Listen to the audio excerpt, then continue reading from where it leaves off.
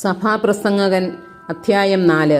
വീണ്ടും ഞാൻ സൂര്യന് കീഴെയുള്ള എല്ലാ മർദ്ദനങ്ങളും വീക്ഷിച്ചു. മർദ്ദിതരുടെ കണ്ണീര് ഞാൻ കണ്ടു. അവരെ ആശ്വസിപ്പിക്കാൻ ആരുമുണ്ടായിരുന്നില്ല. ശക്തി മർദ്ദകർക്കായിരുന്നു. ആരും പ്രതികാരം ചെയ്യാൻ ഉണ്ടായിരുന്നില്ല. ജീവിച്ചിരിക്കുന്നവരെക്കാൾ ഭാഗ്യവാന്മാരാണ് മരിച്ചുപോയതെന്ന് ഞാൻ വിചാരിച്ചു. എന്നാൽ ഇരുകൂട്ടരെയുംകാൾ ഭാഗ്യവാന്മാർ ഇനിയും ജനിച്ചിട്ടില്ലാത്തവരും സൂര്യന് കീഴെ നടക്കുന്ന തിന്മകൾ കണ്ടിട്ടില്ലാത്തവരുമാണ്. എല്ലാ അധ്വാനവും എല്ലാ വൈദഗ്ധ്യവും മനുഷ്യരുടെ പരസ്പര സ്പർദ്ധയുടെ ഫലമാണെന്ന് ഞാൻ ഗ്രഹിച്ചു. ഇതും മിഥ്യയും പാഴ്വേലയുമാണ്. ഭോഷൻ കയ്യും കെട്ടിയിരുന്ന് ക്ഷയിക്കുന്നു.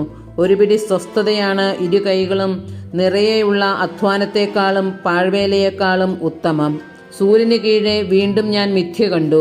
പുത്രനോ സഹോദരനോ ആരുമില്ലാത്തവനും അധ്വാനത്തിന് അറുതിയില്ല. ധനം എത്രയായാലും അവന് മതിവരുന്നില്ല. ആർക്കു വേണ്ടിയാണ് അധ്വാനിക്കുകയും സന്തോഷങ്ങൾ ഉപേക്ഷിക്കുകയും ചെയ്യുന്നതെന്ന് അവൻ ചിന്തിക്കുന്നില്ല. ഇതും മിഥ്യയും പരിതാപകരവുമാണ്.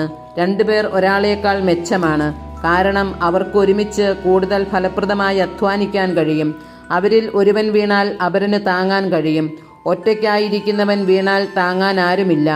അവൻ്റെ കാര്യം കഷ്ടമാണ്. രണ്ടുപേർ ഒരുമിച്ച് കിടന്നാൽ അവർക്ക് ചൂട് കിട്ടും. തനിച്ചായാൽ എങ്ങനെ ചൂട് കിട്ടും? ഒറ്റയ്ക്കായിരിക്കുന്നവനെ കീഴ്പ്പെടുത്താൻ സാധിച്ചേക്കാം. രണ്ടുപേരാണെങ്കിൽ ചെറുക്കാൻ കഴിയും.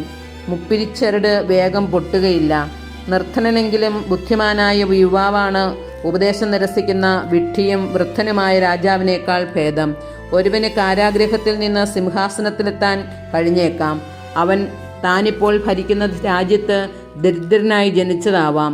അവൻ്റെ സ്ഥാനത്ത് വരേണ്ടിയിരുന്ന ആ യുവാവിനെയും സൂര്യന് കീഴിലുള്ള എല്ലാ ജീവികളെയും ഞാൻ കണ്ടു. അവൻ്റെ പ്രജകൾക്ക് എണ്ണമില്ല. അവൻ എല്ലാവർക്കും അധിപനുമായിരുന്നു.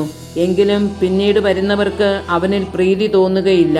ഇതും മിഥ്യയും പാഴ്വേലയുമാണ്.